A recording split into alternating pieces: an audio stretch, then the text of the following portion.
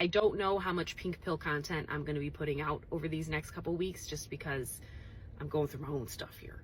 And so I apologize for that. You will be hearing about mental health content, which I know for a lot of you isn't as exciting, but we'll get back to the pink pill stuff, I promise. I just can't have dual focus right now as I'm trying to take care of myself and care for my family.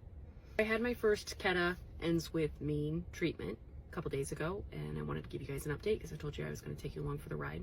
They bring you in and they get you all hooked up to the IV in a vitals machine. They put a weighted blanket on me. They put noise canceling headphones with like kind of like meditation music on, and then I had a blindfold on. Then the infusion starts and it kind of like eases you in it. And I know I just had like an introductory dose, so it wasn't like, I don't know, supposedly it wasn't like the big dose. It is a dissociative drug, so there were times where I was so disassociated that I had a hard time feeling myself breathing, which really freaked me out. That was something that I think surprised me, just because I was not in my body enough to kind of have those sensations consistently, that it made it feel freaky. Apparently my vitals did like nothing during the whole time because you're monitored the whole time. So I obviously was breathing, okay? But in my brain, I panicked a couple times because it didn't feel like I was breathing. You're supposed to go in with an intention, kind of something that you want to bring forth from the subconscious to the conscious. I know it sounds really woo-woo, but there were phrases or different things that popped in my head, but it really wasn't like cohesive, coherent almost.